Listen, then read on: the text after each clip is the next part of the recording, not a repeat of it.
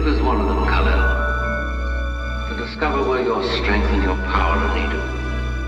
To always hold in your heart the pride of your special heritage. They can be a great people, Kal-El. They wish to be.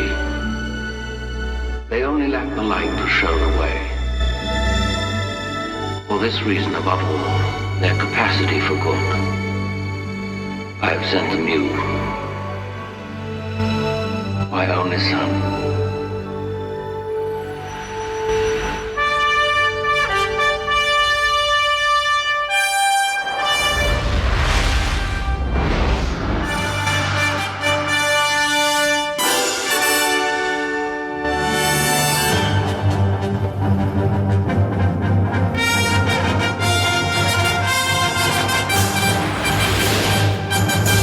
Welcome to the first episode of the Superhero Cinephiles podcast. I'm Perry Constantine. And I'm Derrick Ferguson. And how you doing today, Derrick? I'm doing fine. How are you? How was your trip? I'm doing pretty good. Those of you who are just meeting us for the first time, Derrick, I'm from the States, where Derrick and I met online originally, but I've been living in Japan for the past 11 years now or so. And wow. Has it been that long? Yeah, pretty much. And I just went back to Chicago to visit my family and everything. And it was good. Little bit jet lagged, but I actually slept almost the whole way through the night last night, so that's good. Slowly getting over it. Plane travel sucks now, doesn't it? Oh, God, it's terrible. You saw what I posted up on my Facebook about the guy I was sitting next to on the way back? Yeah.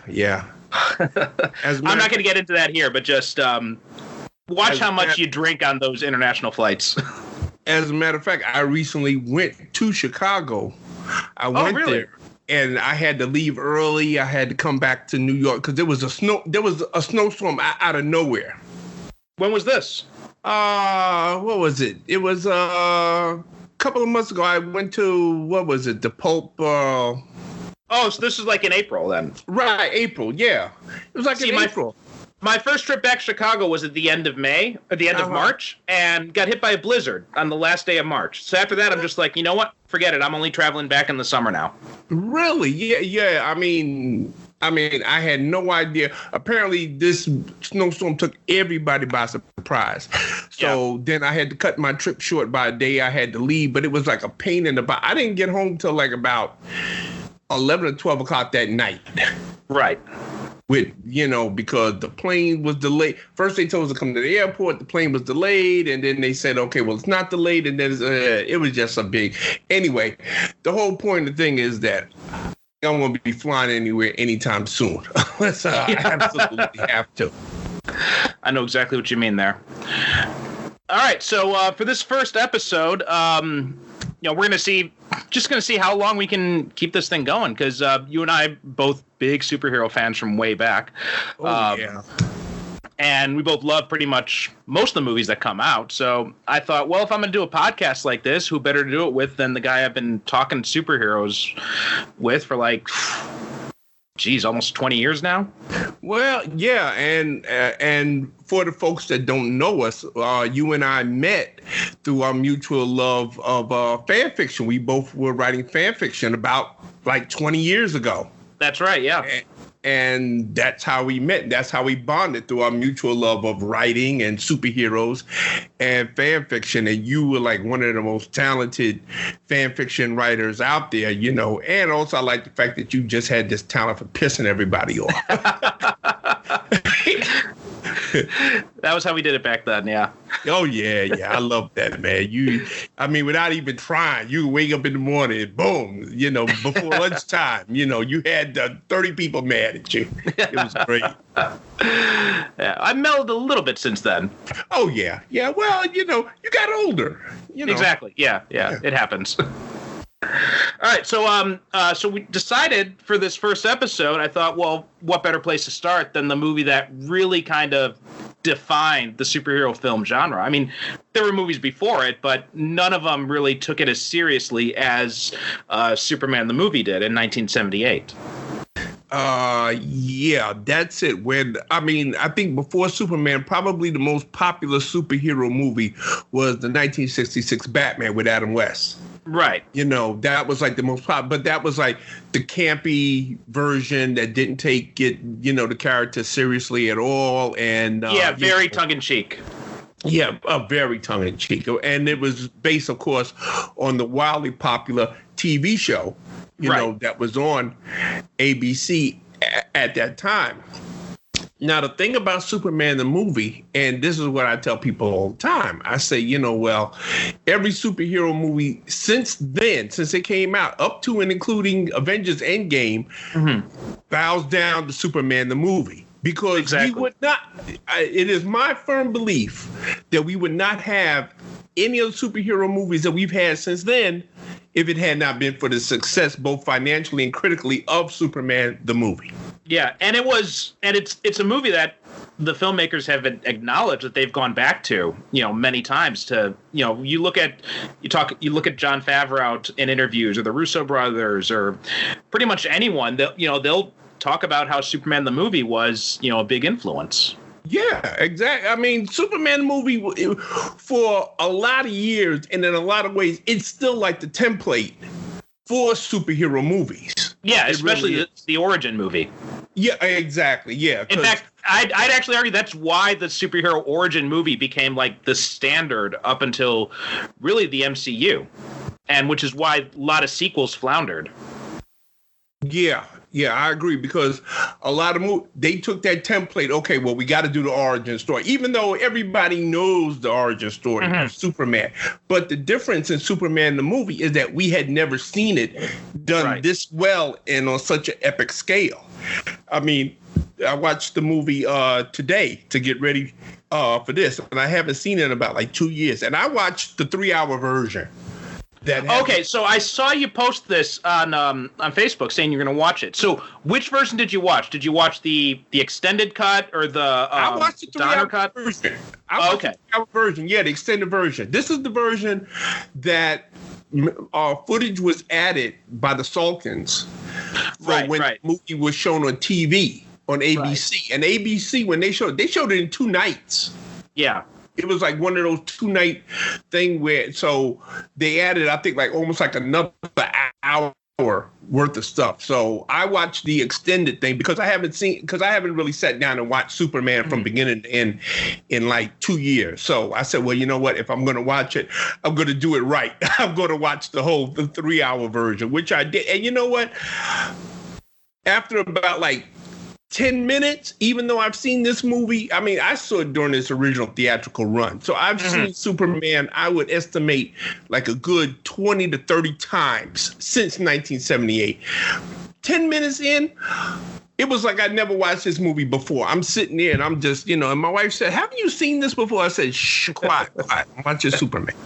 Exactly, yeah. So this is actually something I wanted to ask you because, I'm a little bit younger than you. And for me, I can't really remember a time before having watched Superman the movie because it came out before I was even born. And so I watched it at some point when I was a little kid, and my family had the old VHS copy. I watched that damn tape so much as a kid that the damn thing broke. Okay.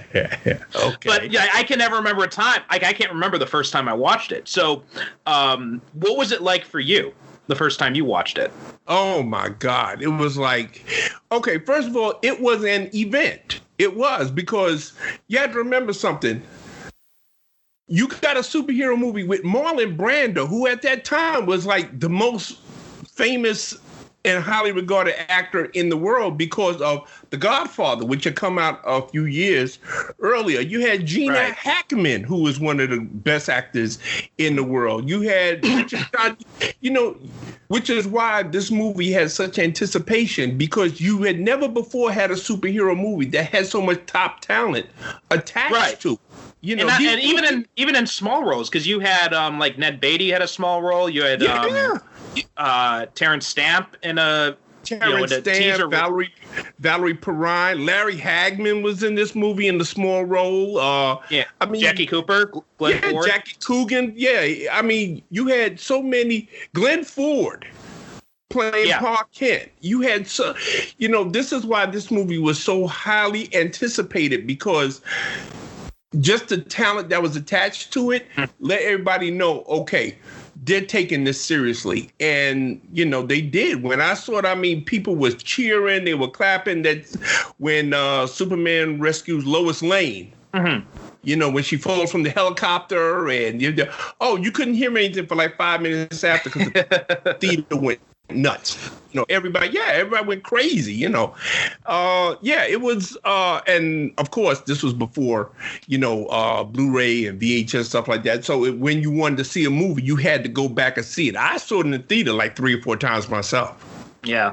And a lot of people did. We just kept going back and seeing it because we literally had never seen anything like this up until then. We had never seen a superhero done in such a respectful manner and done so straight and played with such gravitas. And, it was really something.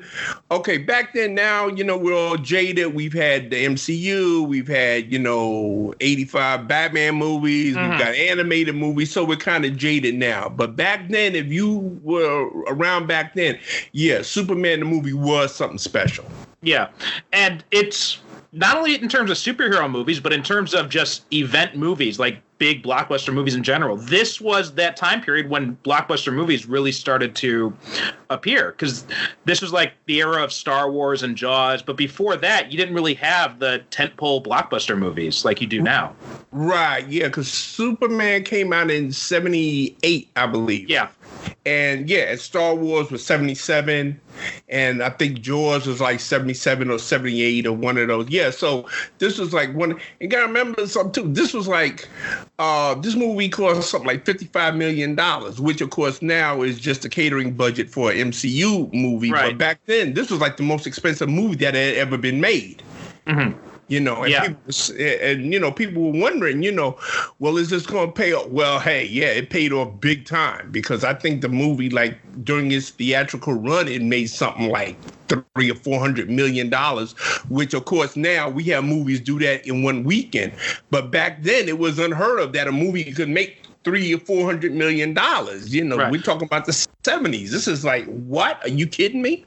Well, I'm looking at the IMDb trivia, and take this stuff with a grain of salt, because anyone can add facts in here and everything. But one of the things that's mentioned here is that in the initial run, the film topped the box office charts for 13 consecutive weeks.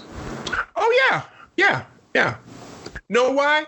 Because again, we're talking about the 1970s. And in the 1970s, as long as a movie was making money, it stayed in the theater. They didn't take it out. It's not like now. It's not like now where a movie, stays in the theater for maybe 3 or 4 weeks. Yeah. And then it's gone. Unless, of course, you have something like an Avengers Endgame where everybody, and even then, it's only in the theater for maybe like 2 or 3 months tops, and then it's gone. Right. Endgame was in the theater for about, I think, maybe 3 months, and then they re-released it with additional footage. Right. Exactly. But back then, in the 1970s, as long as a movie was making money, it stayed in The Godfather. I went to see it it played at the same theater for a whole year. Star Wars played at the same theater for a whole year because people kept going back to see it. Superman was in the theater. I think it probably was in the theater for almost like a whole year because people just kept going back. Like I said, back then, this was the only way that you could see a movie over, was that you had to go back to the theater, to see it. So they had no home video distribution. No. So there was no contracts with home video distributors, with Netflix, nothing like that they had to worry about interfering with.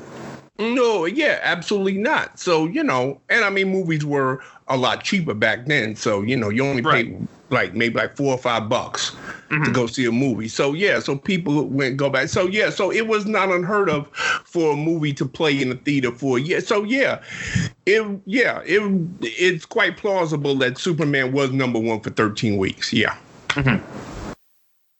And what's really amazing about this movie is, I think more than any other superhero movie, is how much it's influenced how the comics have done the character too. Because, I mean, for my part, I think this is probably the definitive Superman origin story. Oh yeah. For me, this is the one. because again, we'd never seen Krypton portrayed like this. Yeah. We'd never seen Superman's father portrayed with such gravitas as Marlon Brando did it. I mean, this was a guy, Marlon Brando. I mean, when he pops up and he's playing Jor-El, well, okay, automatically you're taking this seriously now. Which is amazing because Brando himself did not take it seriously at all. Like every account you've read about people who knew him, people who were on the set, they're just like, he was so lazy. He was at the peak of his, financial success. So he just did not give any shits at this point. And he didn't memorize anything. He read all his lines off of cue cards. Which is amazing. Makes it all the more incredible because that's an amazing performance. I read one time that they said that if you ever see a Marlon Brando movie and like he pauses and he's looking around for the cue card so he can read his next lines. That's what he does. That's not just acting, Yeah. He makes it look like he's thinking deep and he's contemplating. They said no, he's actually looking around to see who has the cue card so he can read his lines. Because Marlon Brando didn't read, he didn't memorize anything. I believe 90% of that dialogue that's in what was that Vietnam War movie he made? That was Apocalypse Now, yeah. Yeah, 90% of that stuff, they say he made that shit up off the top of his head. Well, and here's some of the things that Brando even said. Like, he suggested that he only do voiceover and that the character's image on screen should be a glowing, levitating green bagel. Yeah. Because he said that because no one knows what people on Krypton would look like. Well, Marlon Brando was notoriously lazy. If he could get out of doing work, if he could get out of doing actual work, he would. That's one reason why in that movie, most of the time he's in shadow because he was overweight and out of shape. Yeah. Yeah, and he didn't want to be, he didn't want to be shown completely on screen because he was so fat and out of shape at that time, Right. But Marlon Brando was notorious. Mario Puzo, who wrote the screenplay for this movie, and who also, like Brando, was coming off as the success of The Godfather, and and he's another reason why this movie was treated so seriously because they said, wait a minute, Mario Puzo, the guy that wrote The Godfather, There's something interesting about Puzo, which I didn't know until I was doing some research to prep for this, in that Puzo's original script was apparently complete camp. And he did not take it seriously at all. And he even had one thing that he wrote in there, which was going to be Telly Savalas having a cameo, doing his "Who Loves You, Baby" catchphrase at the time. And this is what that was the tone of his script. It was very, very cheesy, very very camp. And then when Donner came in, he's like, "Oh hell no, we're not doing this." And then he brought in Tom Mankiewicz. So even though Puzo gets the credit, most of what we see in the movie is Tom Mankiewicz's writing. Oh, I can believe that because I've also heard that the only reason why Mario Puzo did the screenplay was that he was a heavy gambler and he needed the money to pay off a lot of gambling debts. Yeah. That's what I heard. And basically what they had to do was that they had to lock him in a hotel room to make him, finish writing the screenplay. Otherwise, they said he'd get up and he'd, go out and play cards or whatever it was that he liked doing, and he wouldn't, and he wouldn't work. But they said, that's why he just took the job just to pay off his gambling debts. Yeah. All right. So, what do you want to? Where should we go with this film? Really first. What's the first thing that stood out to you when you were rewatching it? Okay, the one thing that stood out to me, that always stands out to me, is this movie succeeds because Christopher Reeve. Yes. I mean, okay, we've had 4 or 5 different Supermen since then, but this is the guy that everybody, when you say Superman, guaranteed Christopher Reeve, his image is going to pop in your head because of this movie. Right. And those other actors, I think probably with the exception of Dean Cain and Henry Cavill, almost every single one very heavily based his performance on Christopher Reeve. Yeah. Yeah. I mean, that's how iconic it is. And I was watching it and I was just amazed at. Okay, here's a perfect example. There is one scene in this movie where he actually turns into Superman before your very eyes. Yes. To me, it's like the greatest special effect in the movie. He's standing there as Clark Kent, and he's talking to Lois Lane, and he's contemplating telling her that he's Superman. And he takes off his glasses, and he's straight, and he does something with his body, and it's just like his whole thing. When he does that, you see how Superman can get away with pretending to be Clark Kent. And then he changes right back when he realizes he doesn't want to tell her yet. He puts the glasses back on. He hunches over, and it's amazing. It's a total transformation. And I always cite this scene when people say like, "Oh, how could glasses fool anyone?" I'm like, this because it's not just the glasses; it's everything. Because you look at him and you see him, and you think, well, maybe he kind of looks a little bit like Superman, but you'd never think that this mild-mannered, meek guy could be Superman. Right, because he does something with his entire body, his facial expression, his voice, and he does it. And you say, oh, okay. And like you said, you watch that and you see how Superman could get away with pretending to be Clark Kent because Christopher Reeve does it, right? Exactly. He shows you how Superman gets away with pretending to be Clark. He's showing you right in front of it. And like I said, it's the best special effect in the movie because he's doing it with no tricks, no camera tricks, anything like that. It's just him, and it's simply amazing. And yeah, the whole movie, like I said, we believe it because we believe him. Yeah.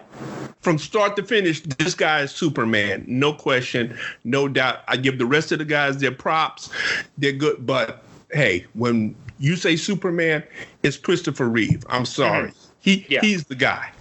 Oh, definitely. Definitely. Like every time I've thought about Superman, it's always been this guy. This is who he is. Although the one thing that sticks out to me a little bit is, from a modern perspective, I think his Clark Kent is a little bit too over the top. Yeah.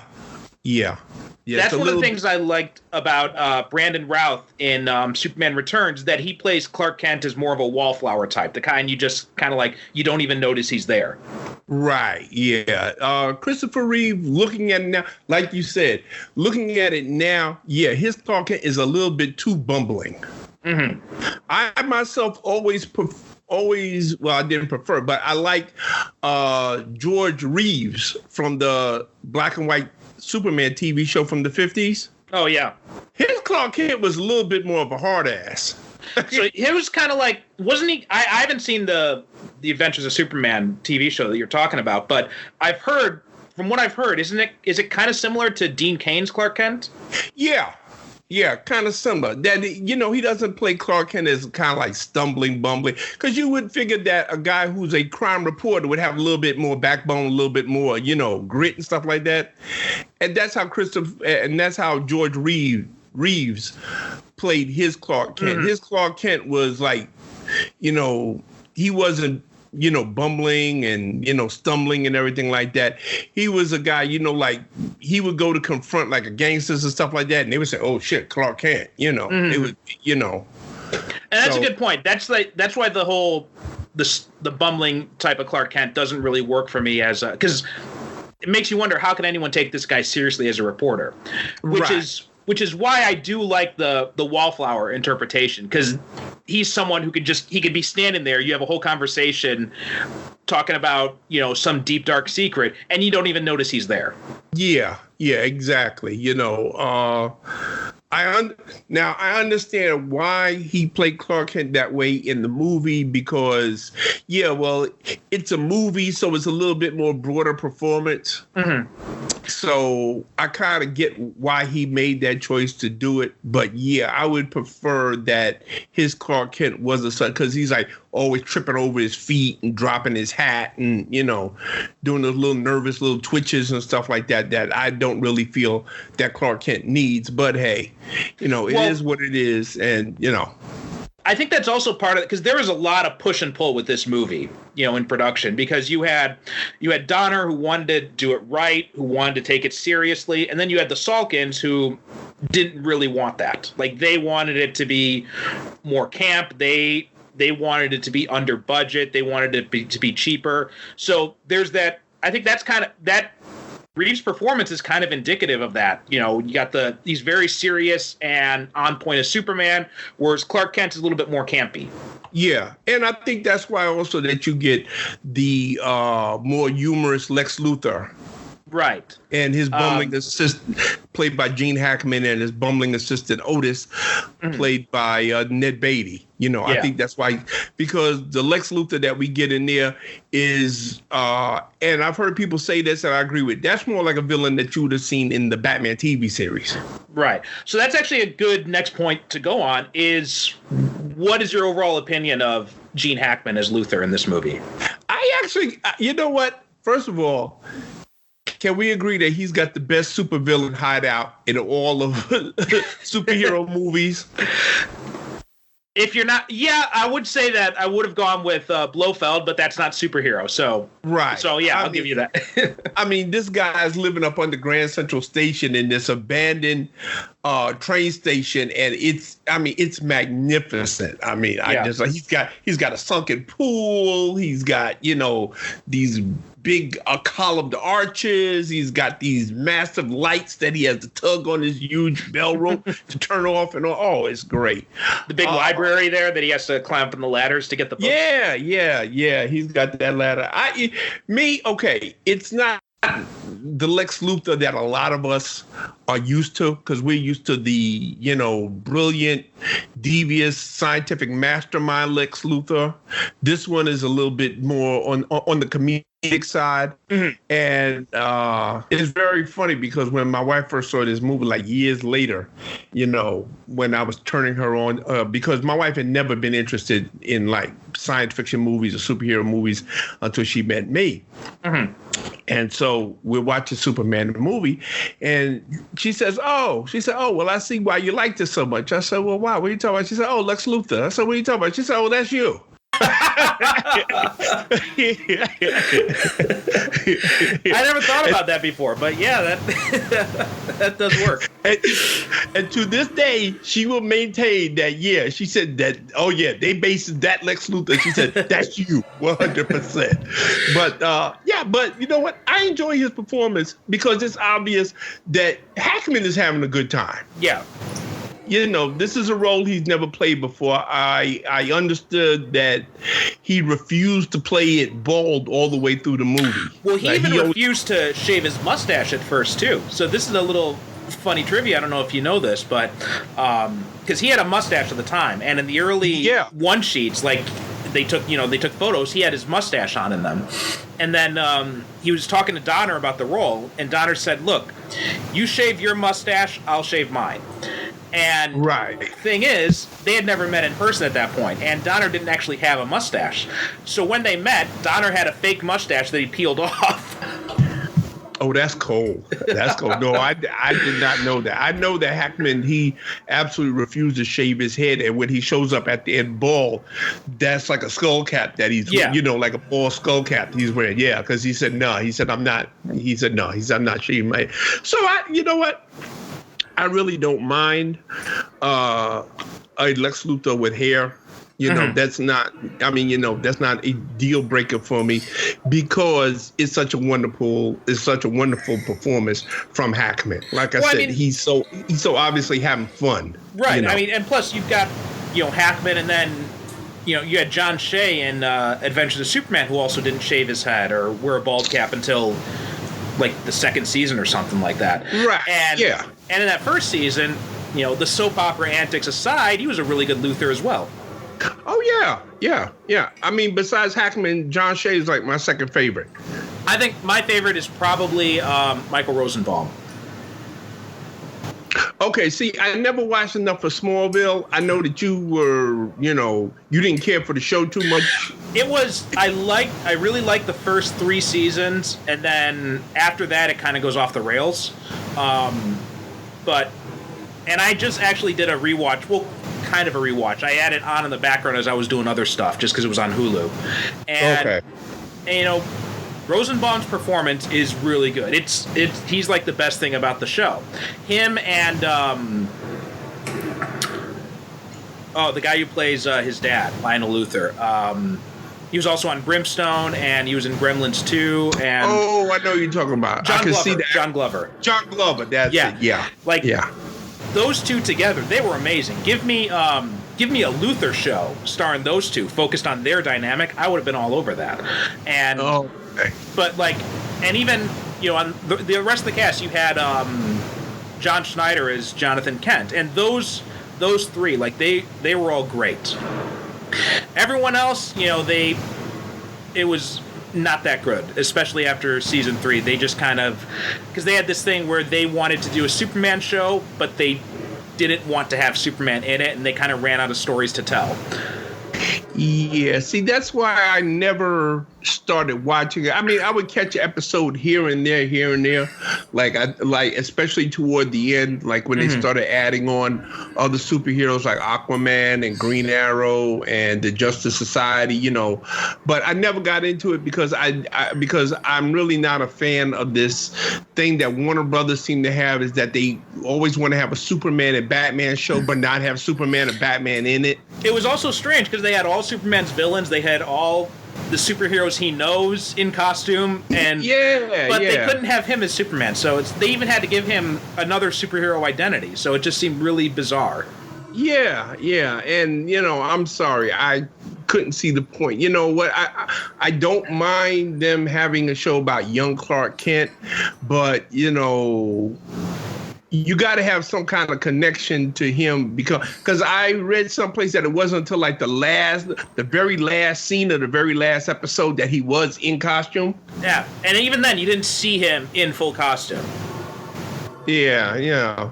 So it was really weird. It was it's kind of like the thing with Gotham, where it's, you want a Batman show, you have all the Batman villains, but you don't want to have Batman in it. So I just don't understand that logic. And I couldn't understand that either, because, okay, you're going to have Bruce Wayne. He's still like 10 years old, but all of his villains are like in their 20s or stuff like that. So you're telling me that when he becomes Batman, now he's beating up on guys that exactly they got to be in their late 40s or 50s or something like that. Yeah, what Gotham should have been, it should have just been about the crime lords that ran Gotham before the supervillains came along. Right, which is what I thought it was going to be to begin with. Yeah, but they didn't really know what they wanted to be. It should have been just a straight crime show. Right. With Jim Gordon, he comes in and he's fighting the corruption in the Gotham Police Department. And in the meantime, you got these crime lords. And then in the last season of Gotham, then you see the supervillains starting to, pop up. Right. That's what it should have been. I watched it for like the first couple of seasons because I enjoyed the gang war between Oswald Cobblepot and the character played by Jada Pinkett Smith, Fish Mooney. Fish Mooney, yeah. Yeah. Now see, that I liked. Mm-hmm. And that's what it should have been. And then they introduced, what was his name? Carmine Falcone. Yeah. And that's what it should have been. It should have been just a straight crime show about the crime bosses that ran Gotham before Batman and the supervillains came and that along. guy who plays Cobblepot is great too. Oh, he was fantastic. Yeah. So it's kind of like the Smallville thing where you got this, you got this great talent in there and you're just kind of wasting them in this show that does not deserve them. Yeah. Although a lot of people I know, and you and I both know, they love Gotham. They say, "Oh, it's a great show. It's fantastic." And I say, you know what? It's on Netflix. Maybe this winter when I'm stuck in the house, I'll give a rewatch and see how I feel about it. But at the time, like I said, I'm really not interested in a superhero show that doesn't want to have superheroes in it. That's not my. If you're gonna do a superhero show, well then, damn it, commit to it and put the damn superheroes in there. Especially in this day and age, like there's no reason not to now. Right, exactly. Okay, I could see it back in the 60s and 70s where they didn't have the technology and they didn't have the budget. Right. I can understand that, but no, not now. Like I said, we have the technology. We have where you can do these special effects and really not spend a lot of money on doing it, because it's all computers anyway. Yeah.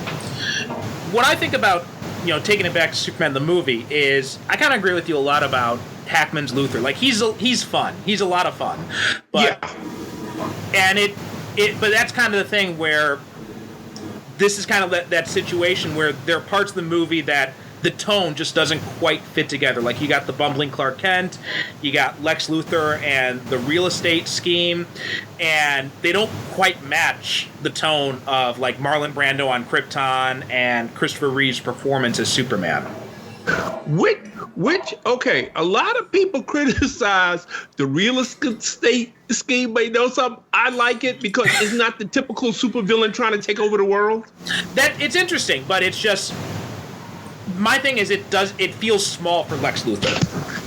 Well, that's true. If you know the Lex Luthor that we know. Yeah. I mean, you know, for the Lex Luthor of that movie and that particular Lex Luthor played by Gene Hackman, okay, yes. Yeah. But for the traditional Lex Luthor, yeah, you know, no, that would be, nah.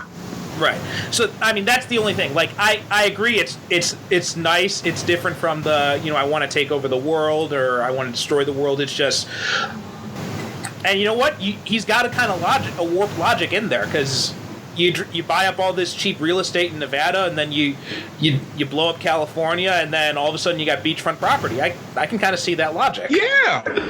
I mean, listen. Taken for what it is, that's a brilliant scheme. Mm-hmm. But for Lex Luthor, like you said, you know, if you know him from the comic books, yeah, that's something that Lex Luthor wouldn't be involved in. But for a lot of people watching this movie who see this would probably been their first exposure to Lex Luthor. So right. They wouldn't know him from so they would say, okay, yeah, you know, that's pretty good. Mm-hmm. But going back to what you said, you make a good point about the shifting tone of this movie, because it goes from being, like you said, it's on Krypton and it's deadly serious and the planet is blowing up and people are falling into chasms and, mm-hmm. you know, and then we go to Kansas, which is, you know, serious but not so serious, but then we do got Paul Kent dying. Right, and you got that. But this is one of the things that drove me nuts about Man of Steel and comparing it to Superman is Clark Kent can't do anything about Pa Kent dying, whereas in Man of Steel he makes the choice to do nothing. Yeah.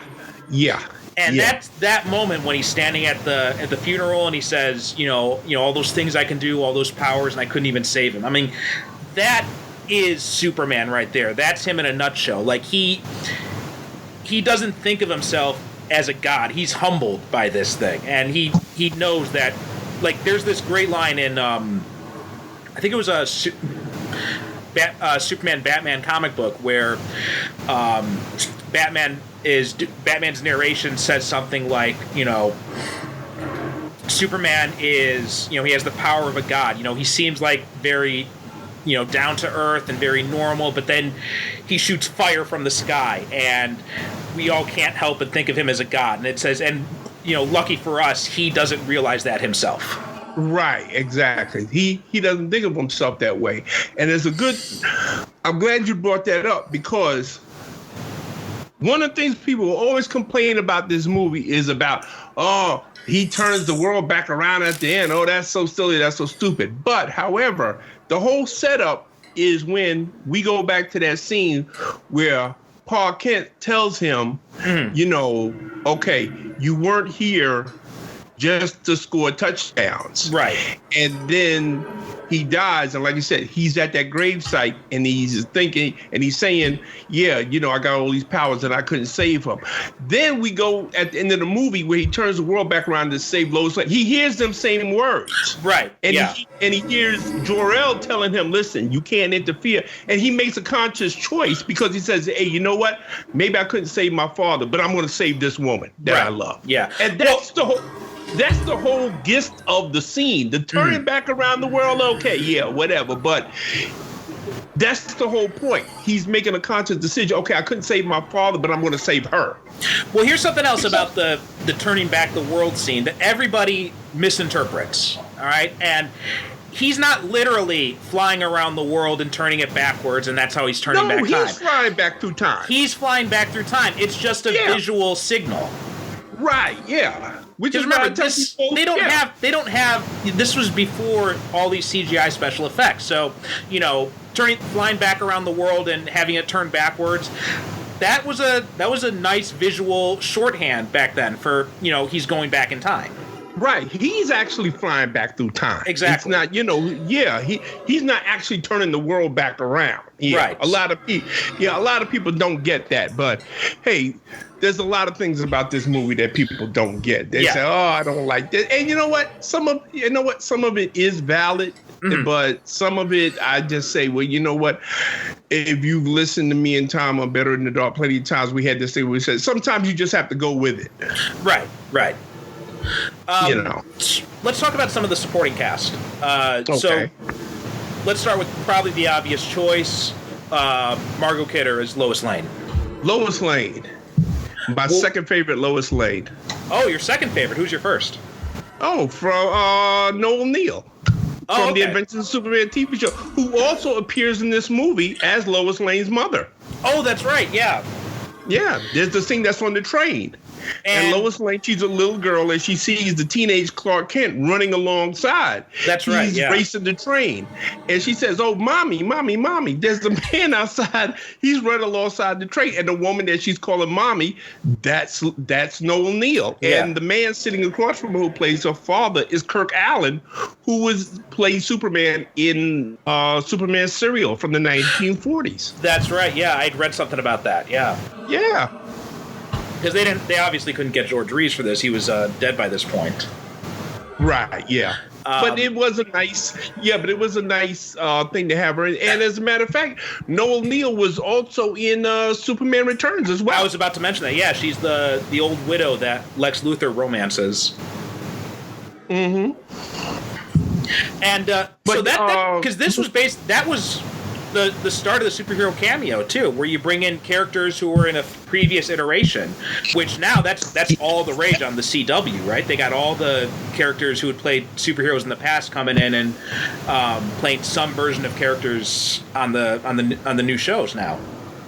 Well, I heard that they're actually going to have Brandon Routh play Superman in the big crossover that they're going to have. Right, and they actually brought in they're bringing Burt Ward in too. Oh, cool. Yeah. Massively so he's going to be playing, cool. They haven't announced who Burt Ward's playing, but I think it's, pretty obvious he's going to be playing like an older Dick Grayson. Or unless they have him play like... and they get, I don't Batman. know. No, unless I don't know. Have him play the Batman Beyond version of what you call it, Bruce Wayne. Although they got someone to do that. Do you know I'm who they got? hoping they would get Michael Keaton. No, they couldn't get Michael Keaton, but they got the next best thing. Who? Who do you think? Who's the other person who could play that old Batman as well, if not better than Michael Keaton? Oh, Kevin Conroy. Exactly, yeah. They got Kevin Conroy coming in to play Batman. Oh, okay. Well, listen, good enough. Listen, if anybody deserves to play Batman live action, it's him. And it'll be the first time he's done it live action, too. Yeah, because he's played Batman longer than anybody else. Yeah, actually. Oh, yeah. Cool, massively cool. But yeah, Margot Kidder, she's my second favorite Lois Lane. And one thing I love about her character, and this is one of the little character bits that's scattered all throughout the movie. It doesn't really mean anything, but I always like it. I love the fact that she's a terrible speller. I do, yeah, me too. She's always misspelling words, and Perry White, he's always correcting her copy, and she's always asking people how to spell words like rapist and bloodletting and stuff like that. And you say, my God, what is she writing? That's something else that's interesting. It's because they used 1970s New York as a stand-in for Metropolis in this movie. Yeah. And you get those little things, and then you've got, Clark Kent, Superman, and, everyone says, Man of Steel defenders, they say, well, you can't do classic Superman in the modern day because he just doesn't fit. And I'm like, well, 1970s New York, people would have said the same thing, but they were able to they draw those contrasts very well. Good point. Yeah, okay. I can go for that. I see that. And especially, you were in New York in the 70s, so you'd know better than anyone what it was like back then. Oh, yeah. Well, you know what?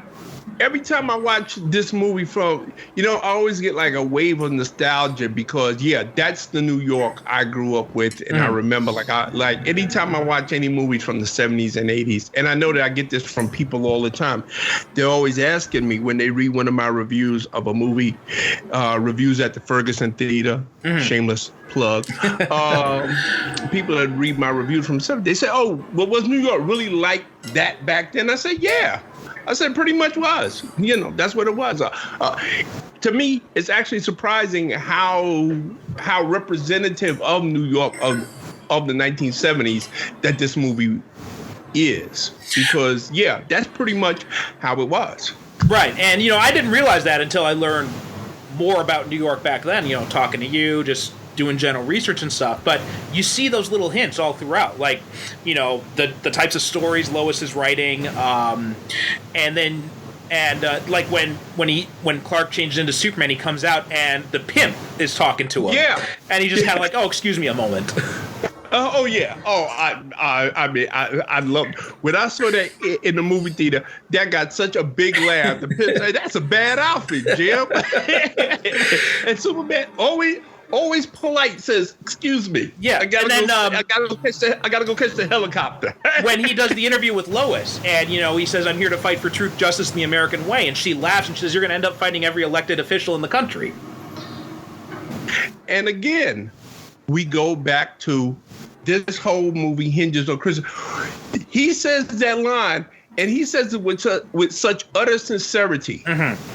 That you have no doubt that this is what he honestly believes. I'm here to fight for truth, justice, and the American way. Yeah. And he says with such a simple sincerity that, that guy, he sells that scene 100%. Yeah. One of the things I like about Margot Kidder is she's also got that sincerity. Like, she commits really well to this role. And, she's no nonsense. She's serious, but every time she sees Superman, like, she's just completely awestruck. Like that scene when, after he leaves the interview, and then Clark shows up, and she's just completely stuttering, and she says, like, that's Clark nice. Oh, yeah, she's gaga. Yeah. She's totally gaga. And you know what I like, too? Okay, Margot Kidder, she's a beautiful woman, don't get me wrong, and I've seen her in person. As a matter of fact, I saw her one time at a convention, and I got a kiss from her. Oh, nice. I didn't wash that cheek for about a month. Okay, she's not okay. She's not like, how can I put this? She's not like Kim Basinger. Right. Beautiful. She's beautiful in her own way. Right. But she's not like dazzling, knock your socks off. It's a beauty that sneaks up on you. Right. Right. Like, the more you look at her, the more appealing she becomes. Definitely. Yeah. Yeah. Yeah, she's got that type of beauty. Like, you look at her at first and you say, yeah, okay. But then the longer you look at her, the more you say, yeah, you know what? Yeah, she's got something there. And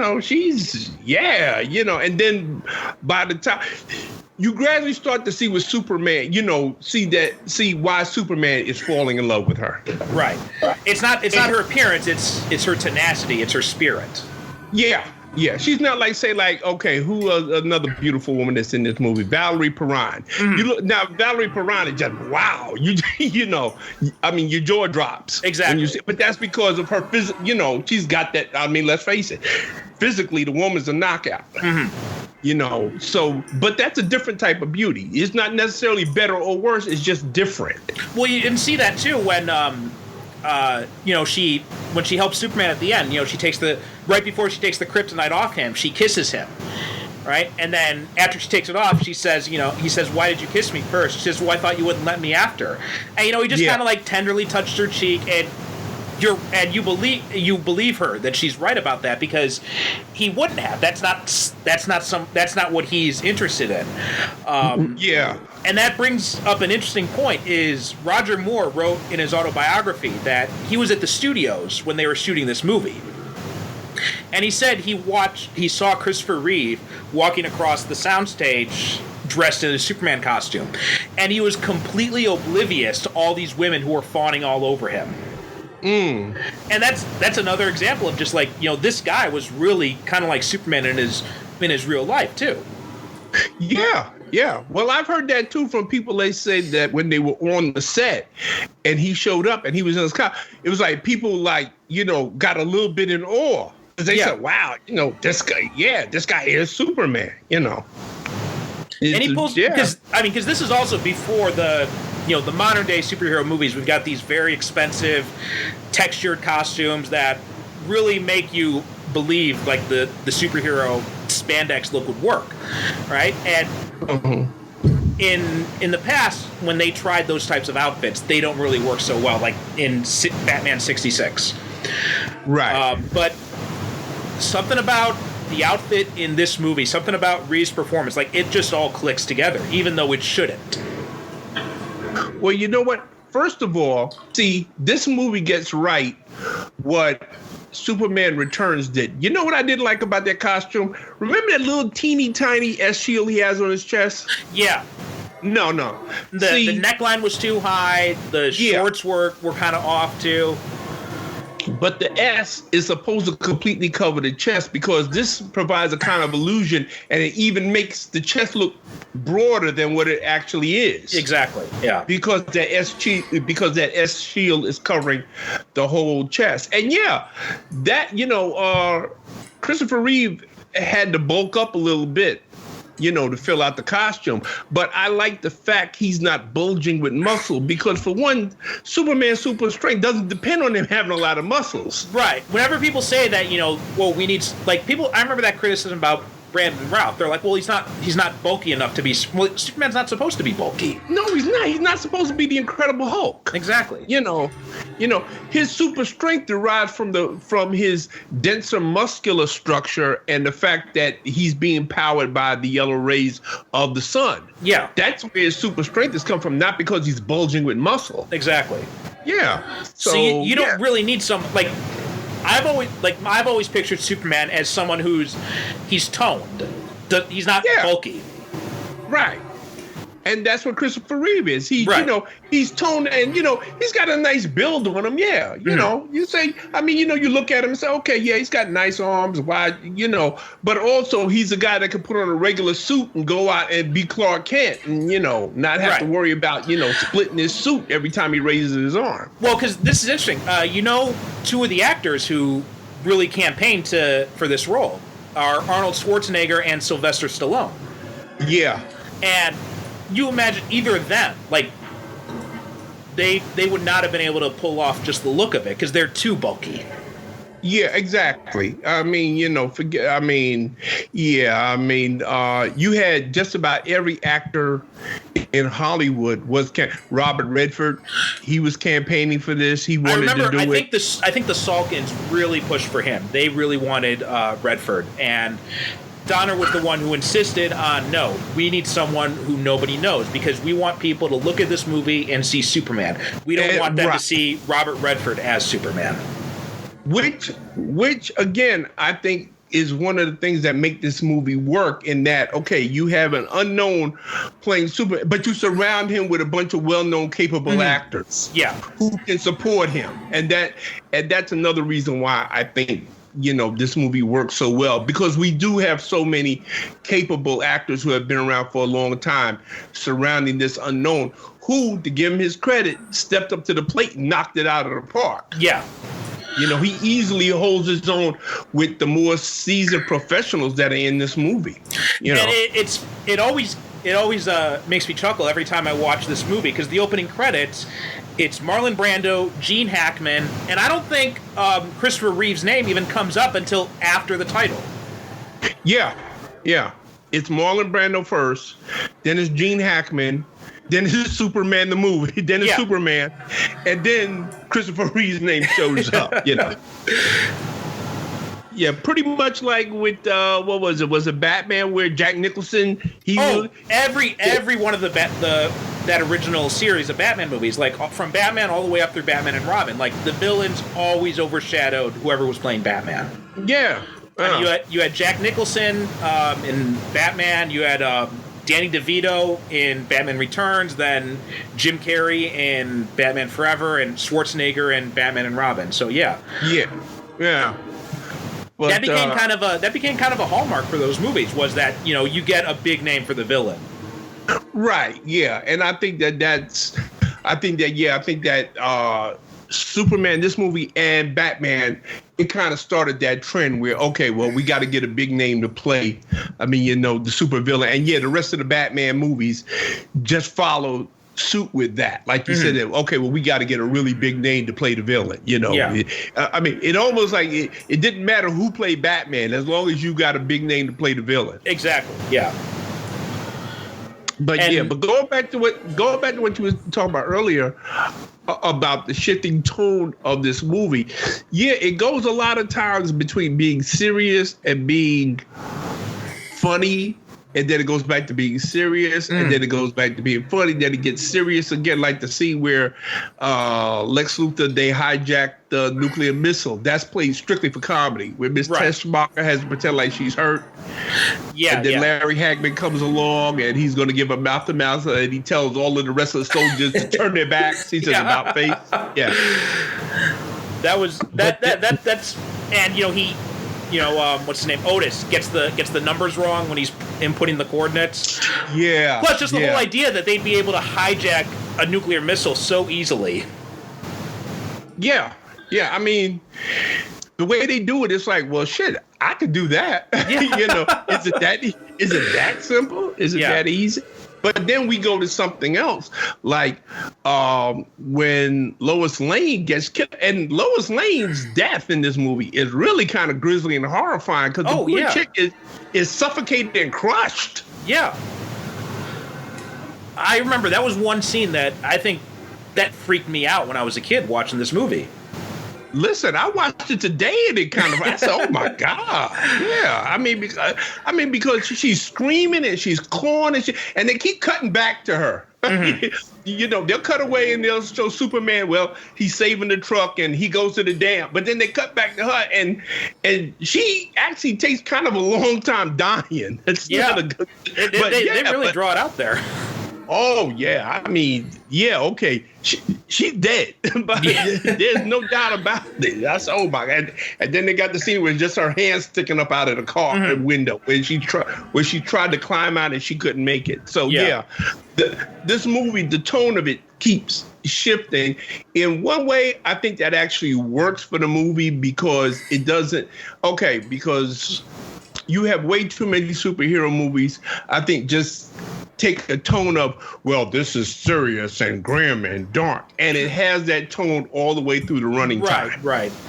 And after a while, it just gets oppressive. But at least here with Superman, you get your dark moments, but you get your light moments as well. Yeah. You're right. That's a good point. One of the things that I like about this movie is one of the criticisms about Superman Returns is that you've got a Superman movie and Superman never punches anything. But that's the same thing that happens here. He never punches anyone in this movie either. But you've got that sequence which when after the missile strikes and he's going around like he's saving the bus, he's lifting up the freaking plate under the earth. Oh, yeah. Oh, that's a terrific scene. Yeah, where he's actually lifting the San Andreas. And it looks like he's in hell. Yeah. And he's, got the weight of the world on his shoulders that's a terrific scene. Right. And it doesn't, it's not as impressive as stuff you see now, but that right there is what Superman's all about. It's not about punching some supervillain, it's about saving people. That's what's the most important aspect of the character. You know what I always say to people when they say, well, Superman doesn't punch anybody. I said, you know what makes Superman really unique among all other superheroes? And they'll tell me what. I said, Superman is the only superhero that flies around the world looking for disasters to prevent. Right. I said, nobody else, because that's what he does. Yeah. Punching bad guys, that's something that's on the side that he does if he has to do it. Right. But Superman, he punches out as Clark Kent, he goes home, and does he put his feet up and have a beer? No, he changes to Superman, and he goes flying around the world looking for natural disasters. Mm-hmm. He goes looking for people to save, because that's what Superman does. Yeah. Yeah. Lois Lane has a scene where after, Superman is flown back in time and he's brought it back to life and everything like that, and Jimmy Olsen says, oh, I think he really cares for you. And she says, Superman cares for everybody. Exactly. And bingo. And you know what? She's absolutely right. That's the thing about Superman. He cares about everybody. Yeah, like that's the one of the things that's always killed me is people say you can't write a good Superman story because he can't be hurt. I'm like, well, yeah, he can be, just not physically, because you even if you had someone Doomsday, right, beats the shit out of Superman, that has no real emotional punch to it because Superman doesn't care as much about that. He doesn't care as much about himself. But right, you hit him with the death of Pa Kent, the death of Lois Lane. That is what hurts him. And that is what... So you put innocence in danger, and that's a bigger threat to Superman than all the kryptonite in the world. Exactly. You have the scene that's in this movie with, as a matter of fact, that's how Lex Luthor suckers him into that gauntlet he's got to run with the machine guns and the fire and everything like that. He tells Superman, oh, well, there's this gas that's going to go off and it's going to kill half the people that's in Metropolis. Now, well, he drops everything and he goes flying, because see, that's how you get Superman. And see, that is the whole, see, people say that Superman can't be hurt because you know what? You don't look at what his strengths are as a character. You just think about, well, in order for me to have a good Superman story, he's got to punch somebody. Right. No, some of the best Superman stories that I read, like there was that one story where he just talks this, I think it's a little girl she's getting ready to jump off a building and commit suicide, and he just talks to them. That was it. That was a scene in All-Star Superman, which is hands down the greatest Superman story I've ever read. Yeah. Yeah, I mean, that's Superman. Superman, his thing is helping people, saving people. If anything keeps him up at night, it's not Lex Luthor. It's that, okay, well, there may be a flood that's on the other side of the world that I can't get to because I got to stop this damn bank robbery. Right. See, that's the thing that pisses him off. That's what he should be doing. He should be over there in Japan or China stopping a flood or a tsunami instead of, well, see, now I got to be here. And Lex Luthor, you done built this damn robot and I got to beat up on this robot. Mm-hmm. Yeah. And all the best Superman stories have done that, have taken that approach. What was it? Joe Casey did a run on Adventures of Superman back in the early 2000s, I think. And in between, like, the crossovers and all that, he mostly did, like, these one-issue stories where Superman didn't fight anybody. It was just him going around helping people. Yeah. And those stories were amazing. I mean, I wish they were collected somewhere because I want to reread those because I had to sell off my comic collection. But, that must have hurt. Oh, well, it wasn't so bad because my parents were downsizing. I was moving back to Japan, and I had like 2 filing cabinets full of comic books, single issues, and plus like an entire wall of bookcases filled with graphic novels. And, I was looking at them, and I'm just like, it'll cost me a fortune to ship these overseas. And I knew I couldn't leave them with my parents because they were downsizing from the house to a condo. So it was, and I'm just like, well, you know what? Everything's digital now anyway. So I've been gradually building up the collection through like the Comixology sales now. And it's just so much more convenient. Yeah. I mean, and you know what? Because I had like a whole bunch of comic books. I had them in storage and everything like that. And I said, you know what? It's crazy to be. And I had them in storage for like years and years and years. And I said, you know what? It's crazy to just pay to have them stored because I'm not reading them. And I said, okay, well, you know what? I'm just going to keep the comic collections that I actually know that I want to keep. Like I got a complete run of the Marv Wolfman, Gene Colan, Tomb of Dracula. I've got that, so I kept that. I kept my complete run of Howard the Duck.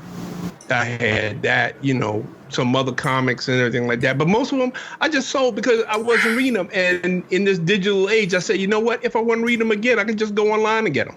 Right, exactly. Yeah. So yeah, it wasn't, and I'd already been away from home for a long time by that point, so it wasn't as hard as I thought it would be. Like if you asked me to do that when I was in college, I would have looked at you like you were insane. Oh yeah. I mean, like, yeah. If you which is why I put the comics in storage anyway, because I said, oh no, I'm never getting rid of my comic books. I'm never getting rid of my comic books. And then one day I woke up and said, you know something? I haven't read these comics in like 10 years. Why am I holding on to them? Right. Yeah. And they're just taking up all this space and everything, and then environmental issues anyway. They're eventually you can't just keep them locked up like that. Eventually they're going to start to degrade anyway. So. Right, exactly. And it's not like anybody's going to pay me like a fortune for them. Like a lot of them, like I just like gave away like to the hospital, children's hospital. I mean, I got a good chunk of change off of some, but mostly what I did was I was just bundling up on eBay and selling them for like $10 a bundle or something like that. Yeah, right, exactly. That's what I was doing. Like, some of my friends here in Brooklyn who are comic book, they're in, they still collect comics and everything like that. And I would just say, okay, well, here. And I would just like bring over like a stack of comics, like, okay, well, here's 50 comics. Well, just give me $5 for them. Right, and they exactly. say, yeah. So, yeah, it wasn't that big of a deal. Going back to Margot Kidder, though, one of the things that really stands out as, like, out of everything in this movie, like, all the cheesy stuff that, we kind of look at with a little bit of a squint nowadays, but the thing that, for me, really just takes me right out of the movie is her poem when they're flying. It never works for me. That's the one thing everybody hates, but you know something? I don't mind it because I'm a sucker for romance. Mm-hmm. I am. And I like that. I love that cinematography when they're flying around the city and everything, but I just think it would have been... The music is fantastic. The music is fantastic, yeah. And that's what I mean. I think it would have been so much better if they just had no narration, no voiceover, just the music. And they just played the music. Well, yeah. And you know what? That's valid. I understand that, and I can go with that. And yeah, I do agree. I do think that scene would have been better if they had just been instrumental without her, but you know what? It's not a deal breaker for me. It's not, because I understand what they were trying to do with that. They were trying, because, okay, listen, you can't have Superman and Lois Lane have sex, right? Yeah. But you can do the next best thing, which is have them go on this little flying thing. Because if you notice, another thing about, and I keep going back to his performance as Superman, Christopher Reeve, whenever we see Superman in any other medium before this movie, whenever he flew, like in the TV series, George Reeve would do this thing where like he would run, he would take like 4 or 5 steps, and then he would like shove off and jump up into the air. As if flight was an effort. Yeah. Christopher Reeve is exactly the opposite. He actually looks like it's an effort for him to stay on the ground. Well, you look at too, like in Man of Steel, where he like charges up before he shoots off into the sky. Yeah. Where it's just like Christopher Reeve is just like it's like this very casual. It's effortless. Natural movement. Yeah, exactly. It's effortless. And he's got scenes in there where he's got a big grin on his face. Like, the one thing Superman really enjoys doing is flying. Yeah. So he's sharing that with Lois Lane. And I've always looked at that as kind of like a metaphor for them having an actual, love scene, a sex scene, or whatever you want to call it. But that's what the scene to me was, a metaphor. That's what it was for. There's something else. No, go ahead. No, go ahead.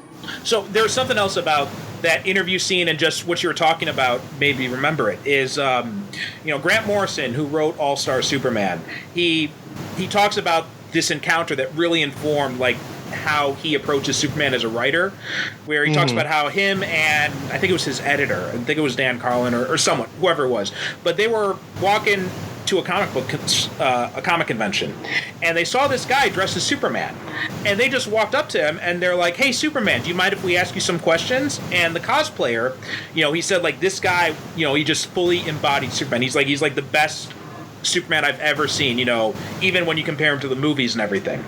And he said that And the guy answered their questions in character as Superman. And he said, like, but he said what was really amazing was the way the guy was standing. It was like he was just kind of like standing there. He had his leg up, and his arm was just kind of like resting on his knee, and it just looked very casual and very comfortable and very relaxed the whole time. And Morrison said, like, that's how Superman would be. Like, if you can't be physically harmed by anything, why would you be tense all the time? You know, you'd be completely relaxed all the time. And that scene when he's in that interview, like, I didn't realize this until years after I'd read that story, and then I watched the movie again. And I'm watching the scene in the interview where he's sitting there with Lois, and he's just, he's kind of sitting there casually in the chair. He's got his kind of chin. slouched. Yeah, he's kind of slouched. He's got his chin resting on his hand, and he just looks completely calm and comfortable. And he's sitting there in this, blue and red spandex, and Lois Lane is, like starstruck here, and he's just, it's like nothing to him.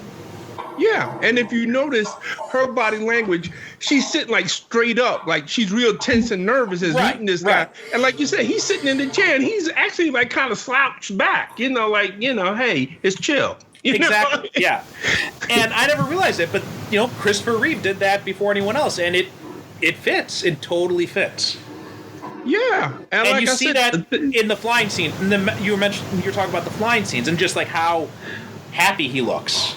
Like, yeah, and when he flies, he doesn't like jump up in there. He just goes up in the air. Like it's the most natural. It's like it's the most natural thing in the world to him. Yeah, well, I can fly, so he just woof, and he goes up and he's gone. Yeah, and that's what you need from Superman. Because I remember when they brought in Tyler Hoechlin to play him in Supergirl, the TV show. God, that guy. And he's so good. But there's this one scene in like his first appearance when Kara asks him, he's like, is there anything better than this? And he just kind of looks at her and he smiles and he says, he's like, if there is, like, I haven't seen it yet, or something like that. Yeah. And it's like that's like, it's not a chore for him to be Superman. It's just who he is. Right. Yeah. It's not this, there's no problem with being Superman. Being Superman is the best thing in the world that there is. But that guy right there, the first time I saw him with Supergirl, I said, now, if they don't have a Superman TV series with this cat, I said, they're crazy. I don't know why they haven't done it yet. It's insane. It's insane. I mean, that guy was... that scene where he runs down the street and he rips open his shirt. All they needed was the music. Right. All they needed was the John Williams music to be playing when he did that, and it would have been perfect. As a matter of fact, somebody on the internet, I saw somebody did cut that scene. Yeah. And they did put in the John Williams music. I said, now see, somebody on that TV show should have had sense enough to say, hey, you know what would be perfect here? The John Williams Superman theme song, which also is still, I say, is the best superhero theme song ever. You're right. I would not disagree with that at all. Like, I've got that as my ringtone. Hey, who wouldn't? I mean, forget about it. That's it. I mean, that you hear that, and I say, okay, Superman. That's it. John Williams nailed it perfectly. Exactly. And they use it again in Justice League. When he comes back, they started using. I'm like, well, it's about damn time. That was one of the best decisions that Bryan Singer made in Superman Returns. Is that he told Warner Brothers, look, we're using the original theme song. Listen, if I was a director and they came to me and said, Derrick, okay, we want you to do a new Superman movie, the first thing I would say is, if we don't have the John Williams music, we're not doing this. Right. Well, we'll give you extra. I don't care how much money you give me. If we don't have the John Williams music, I'm not doing this movie. Plain and simple. Yeah. That theme is just, it's so perfect. Like, yeah. I could only watch the opening credits and never watch any other part of this movie again, and I'd still be completely satisfied. Oh, yeah, and I mean, even the credits with that, 3D zoom effect. Oh, they it's have amazing. Everything like that. Yeah, I mean, come on. Even the credits in this movie are fantastic. I was watching the end credits, and I was riveted. Because they had the music going and everything like that. I said, well, and I mean, how often does that happen? Where you can watch the credits and you still saying, you know what, this is fantastic. I mean, I can't even remember. I can't even think of any superhero movie where, and this isn't even my favorite superhero movie, right? But even still, I cannot think of any movie where the opening credits grab me as much as this one does. Like, it's just got the perfect opening where, you just got that slow beat up at the starry field, and then boom, it just, the first names come up, and then they don't even show the title first. They have the slow zoom on the symbol. Yeah. It's just, it's just like that whole build up, and it all matches the music perfectly. It's just, I get chills just thinking about it. Oh man, da da da da da da da da. Yes, oh man, come on, And then they have them flying around saving people, and the music is booming and black. I mean, come on. You know what? Anybody that doesn't like Superman, I have no patience for them. Yeah. I say, because something, you got to be really, really a Scrooge type of human being to really not enjoy this movie, because it's a movie that was made by people who obviously love the material, and they hope that you will love it as much as they did. And they do it every time. Like I said, I watched the movie today, and I hadn't seen it like 10 minutes. Forget about it. I was just into it just to be. And my whole thing was, well, I'm going to take notes, and I'm going to, research this because I'm going to do this. Man, 10 minutes. You got lost into it, yeah. I was in the movie. Notes wasn't even a consideration by that 10 minutes into the movie. By the time forget about it. I was done. Didn't take a single note. That's how much I was into the movie. Because, like I said, this was the first time I'd watched it in like 2 years from start to finish. I've seen little snips and bits here and there. Right. But this was like the first time I sat and watched it from start to finish in about 2 years. And I was just like, bam, I was into it. I think, I cannot think of it. Okay, the only other superhero theme that I can think of that's maybe as iconic as this one. Which one?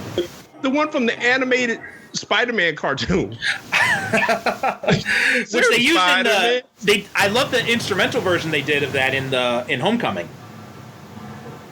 Oh, I haven't seen. Did I see Homecoming? Homecoming was the one with Tom Holland. Yeah, the Vulture. Yeah. Oh, yeah. Okay. Yeah. When they have the Marvel Studios logo come up, they've got the instrumental Spider-Man animated series theme song playing over it.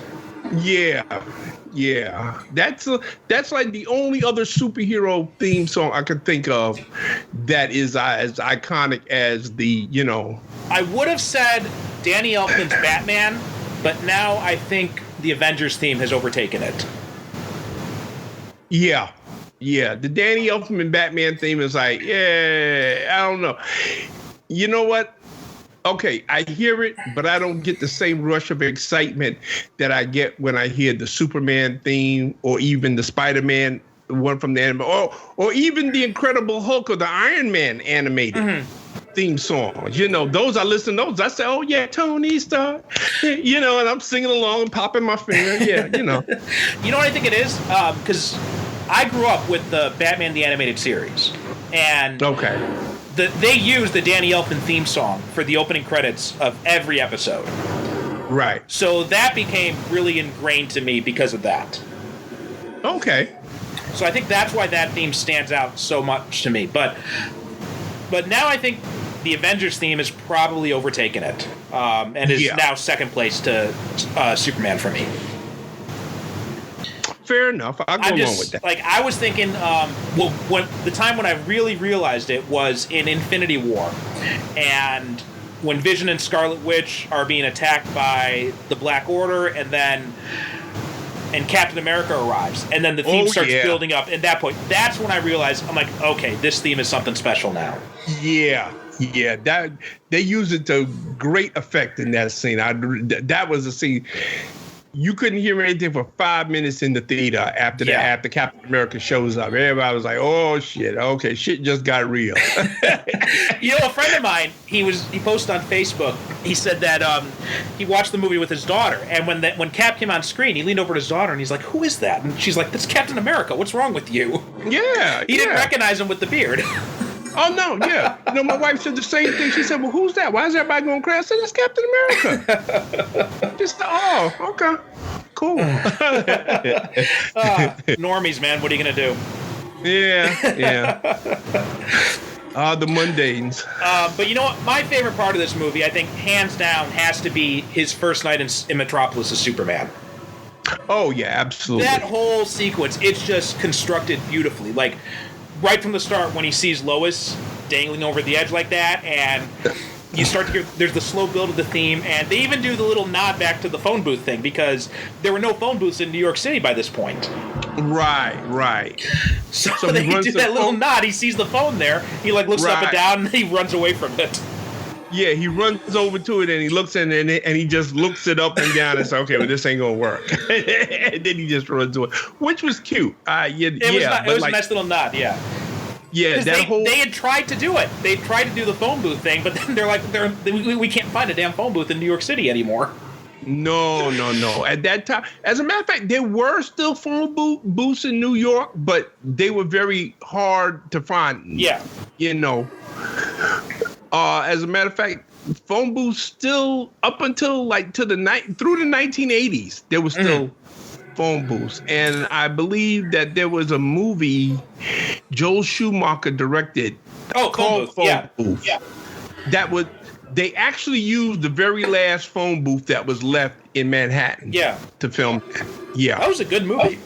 And that was like the 1990s they made that movie? No, that was in the 2000s. That was like 2000. Early 2000s. Yeah. Because that was when Colin Farrell was like at his peak. Okay. Yeah, but that was not a prop that was the actual phone booth. It was the very last phone booth that was left in Manhattan. Yeah, I think after that movie was filmed is when they took it out. Yeah. But yeah, that was a good movie.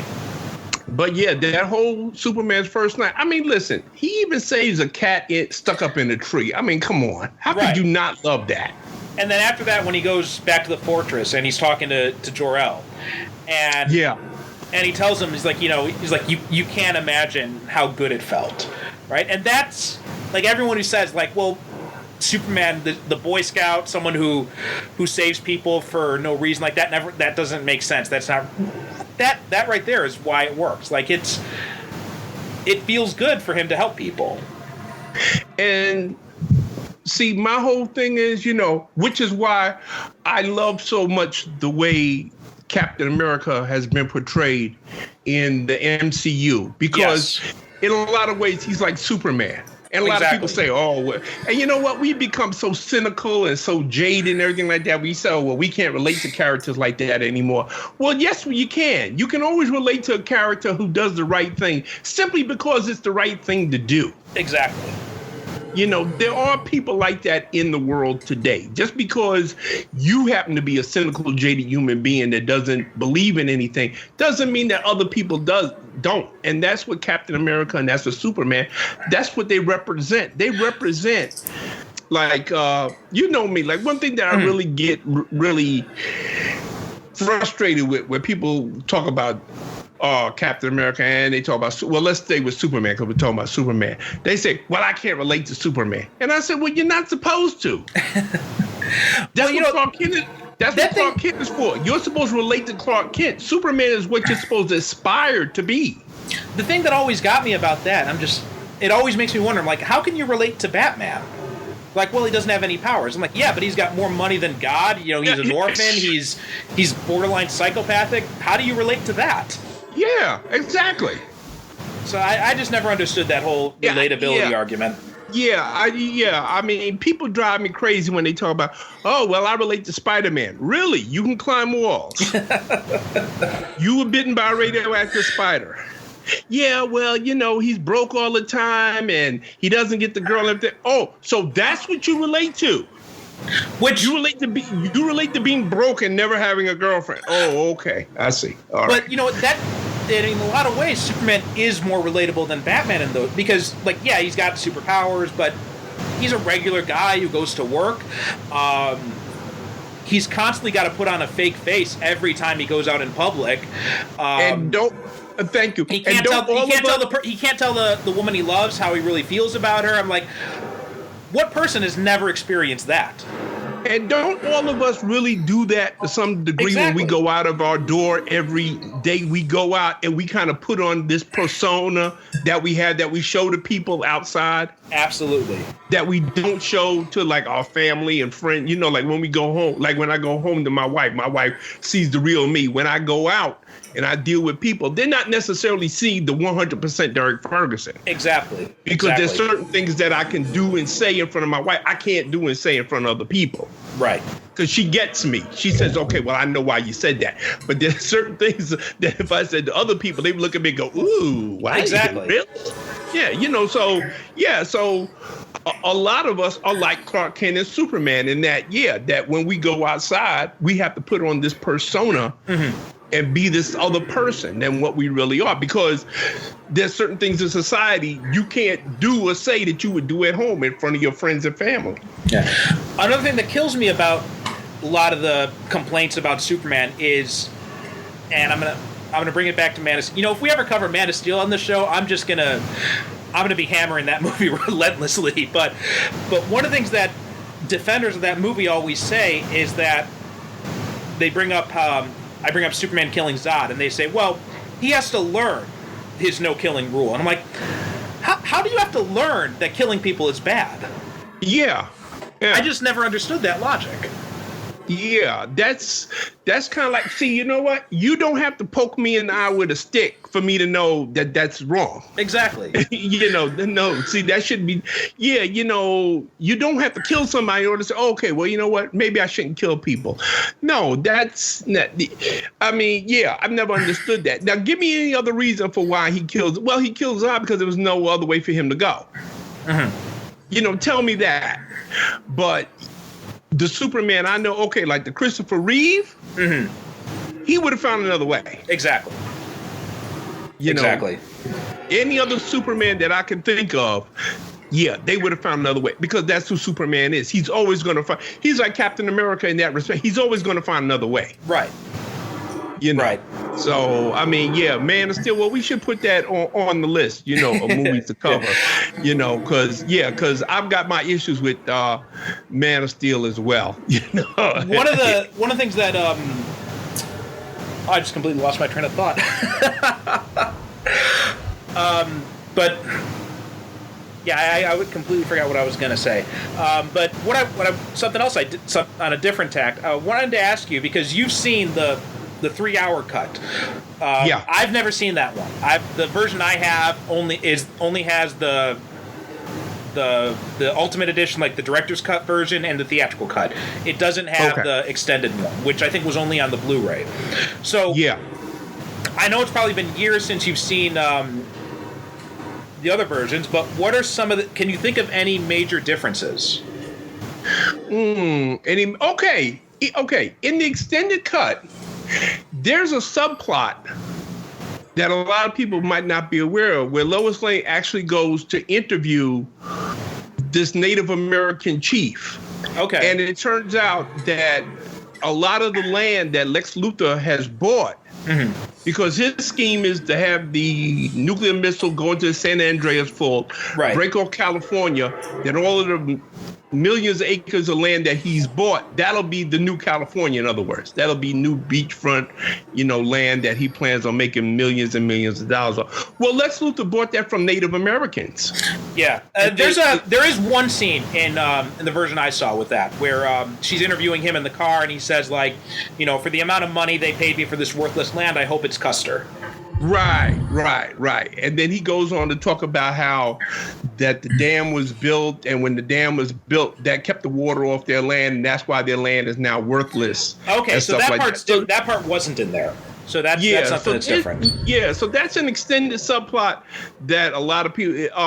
Also, it has, which probably is on your version too, where Superman, where he runs the gauntlet when he goes to Lex Luthor's underground hideout, where he's frozen. The freeze. They turn on the air conditioners and they freeze him. Right. They try burning him and everything. Right. I think he also fires machine guns. There you go. Yeah.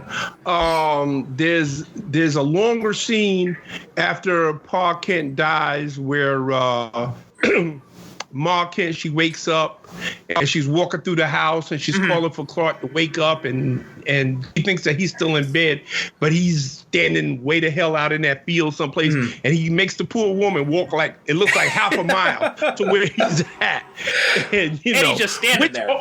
Huh? And he's just standing there. Yeah. He's just standing there, and she comes out there, and they have the conversation, everything like that. But it's also a good scene in that it just shows you how isolated, the Kents are from everywhere. Because as I remember back in the comic books, I think it was John Byrne had said that there was like a snowstorm that year.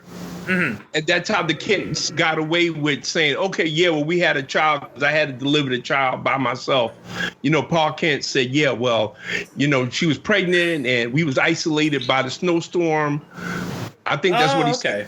Yeah, I believe in Man of Steel when he did the 6-issue Man of Steel, because he said that always bothered him as to how did the Kents just all of a sudden pop up with a child and nobody questioned them and stuff like that. They addressed that in the movie, if you remember, because when they find him, and he's fixing the tire, and she says, "We could say he's the son of my cousin from North Dakota, recently orphaned." Yeah. Right. That's what she said. She said, well, that, we'll do that. He goes along with it. So, yeah, I mean, listen, there's plenty of ways they could explain it away. Yeah. There were some things I would have just said, listen, mind your damn business. Yeah. Well, because I remember the original version, it's like they dropped him off at an orphanage and they went the next day to adopt him, which today you could not do that. Right. Yeah, exactly. Like you can't just show up to an orphanage and then that same afternoon walk out with a kid. Exactly. Yeah. So yeah, they do need to find new ways to explain that away. In fact, Smallville dealt with that. They had because the Luthors were also involved in the meteor shower that brought Clark to Earth, and they helped each other out. And Lionel helped them sort out the adoption stuff. Mm-hmm. But most of the scenes that are in the 3-hour version, basically they're mostly like extended versions of scenes. Like, remember the scene where Clark and Lois, the guy mugs them and he catches the bullet? Okay. Now after that, that's where we're introduced to Otis. Because when Clark and Lois, they walk out of the alley and they walk out and they catch a cab, and Otis walks right by them. Ah, I see. Yeah, and he crosses the street, and then we're introduced to the 2 police officers. Right. They have a little conversation, they're talking and stuff like that. So there's a little bit more. Most of the scenes that we get in the 3-hour version are basically just extended versions of scenes that we've already seen, but for some reason they were chopped off because I guess they felt that they didn't go with the flow of the story. Like there's a little bit more with the Kryptonian Council. Mm-hmm. Jor-El has a little bit more dialogue with them, which I appreciate because there's 2 wonderful actors in that scene, Trevor Howard and Harry Andrews, 2 wonderful British actors. In fact, Trevor Howard, I was just reading about this. He hated the fact that he was going to have to film with Brando. Really? Yeah, apparently they had some feud or something. Let me see. No fooling. I would never have guessed. So when they were filming Mutiny on the Bounty, they had a very bad relationship. Oh yeah, that's right. They were mutant. Okay, yeah, they were mutant. He played Captain Bligh. Yeah, so it says that it's been alleged that Trevor Howard did not want to act in the film because he loathed Marlon Brando. Oh, and he only accepted the role when he learned that he would be acting with Harry Andrews. Oh, okay. So I guess in that scene, they're not really together. No, they are, because there is a definite scene where they're standing there and they're close enough to each other that they're in the same shot. Okay, so maybe it was just the fact that Harry Andrews was there too. He was able to mitigate it. Well, maybe but something? A lot of times these actors, like for instance, one thing that always impressed me about the cast of Star Trek, the original cast, is that apparently they all hated William Shatner's guts. Yeah. But with the exception of Nimoy. Yeah, Nimoy got along with Shatner. Yeah. But everybody else, what's his name? James Doohan. James Doohan would not speak to Shatner unless they were actually working on set. That was the only time. He never had. But if you look at the TV show and especially the movies, you would never get that. Right. you would honestly believe that these people have been friends and coworkers for most of their adult lives because, you know, they're risking their lives for each other. You would never get that none of them hated, you know. That's what I got, that they absolutely hated William Shatner. But you would never get that from them. So I guess Trevor Howard was professional enough to say, well, you know what? Listen, I only got to do a couple of scenes with this guy, and then I take my check and I'm out of here. So but in the extended version, we just get like certain scenes that are played out longer than, you know, where if you had seen like the theatrical version, you would say, okay, well, this is the same scene. It's just like another 4 or 5 minutes that's added on to it. And that's pretty much how it plays out for the whole thing. Like the whole earthquake scene, there's more. Yeah, like you see the Hollywood style. Sorry, that's a little bit long. You're breaking up a little bit there. Can you say that again? Excuse me. No, I was saying that in the earthquake scene, you see the Hollywood sign, you know, fall over. Right. Yeah. I don't think that's in the theatrical version. The scene was not in the theatrical, but I think it is in the director's cut. Okay, and well, there's what, like about 3 or 4 different cuts that are floating around. There's like, I think it's 3. I think there's the original theatrical cut, which is only like an hour and a half or something like that. There's the Ultimate Edition, which they first released on DVD back when it first came out on DVD, like in 2000 or something like that. Okay, and then there's the extended one for TV. Oh, okay. Well, I have the extended TV version. That's the 3-hour one. That's 188 minutes. And then I have as part of the same package, it's on a separate disc. It's the special edition, which I understand that's Richard Donner's cut. That's the one that he prefers. Exactly, yeah. And that's the one with the commentary and everything like that. Now, on that one, it's got a bunch of deleted scenes, but the deleted scenes are the ones that are in the 3-hour version. It's just included, you know, it's not like a separate menu that you go to and see the deleted scenes. If you watch the 3-hour version, those deleted scenes have been put back in the movie. Right. Okay. Yeah. Okay, so just basically like little extensions, nothing really major. No, nothing. No, there's nothing. So anybody's listening to this, you don't feel you got to run out and you got to buy the extended edition. No, you don't. I mean, it's just basically just extended version. I mean, if you're a Superman groupie like me and you just want the whole 3-hour package, which I do recommend, mind you, that if you do love Superman and you want to get the whole Superman the movie experience, I do recommend that you get the 3-hour version, you know, because that's like the whole epic story, right, complete in one package. And as a matter of fact, if you watch that, you don't even have to watch any other you don't have to watch Superman 2 or 3 or 4, The Quest for Crap, or, you know, any of those other ones. Serious. I don't have any of those movies. All I have is just Superman the movie, and that's it. I'm happy with that. I've got Superman. I've got the Superman the movie, and I've got the Richard Donner cut of Superman 2. Yeah. Okay. Yeah. And as far as I'm concerned, the series stops after the Donner cut. Oh, okay. Yeah. I don't really care much for the theatrical Superman 2 with the Lester version.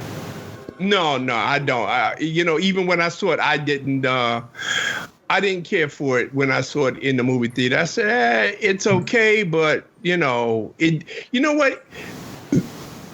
To me, the Lester version didn't have that spark. It seemed to me that Lester was It seemed to me that Lester was making it, but he didn't have much respect for the material. Exactly. He put a lot of slapsticky stuff in it, which really came out because he directed Superman 3 all by himself, and the slapstick stuff really came out in that. Yeah. So but, that's what the less said about that movie, the better. But that's something we could add to the list too, is the comparison of the Richard Donner and the Lester cuts of Superman 2. Okay, well, you know what? I haven't seen the Donner cut. Let me get that one and let me watch it, and then we'll, you know, we got a ways to go because we think we got some other stuff we want to cover first. But that's something to consider later on down the line. But like I said, as far as I'm concerned, you know, I just have that movie, the Superman movie, and that's it. I'm happy with that. You know. Yeah. So, do you have any final thoughts about this film? Just to amplify what I said earlier, this movie is like, okay, this is like the Citizen Kane of superhero movies. Mm-hmm. Like how everybody said that Citizen Kane transformed movies forever. Mm-hmm. Well, Superman the movie, for me, transformed superhero movies forever. Never again after that would we look at superhero movies the same way again, or would they be made the same way again? Right. When people tried to go back to the earlier format of like the Batman 66, you know, they got torn apart for it. Like you look at exactly. Batman and Robin. Right, yeah. Because it's like, you know, it's like when Moses saw the burning bush, he was never the same again. Right. And once we had seen Superman, the movie, and once we saw what superhero movies could be when they were treated as movies. Right. With story and heart and character and attention paid to, you know, special effects. And, you know, once we saw that, we turned the corner and we said, okay, well, we're all in.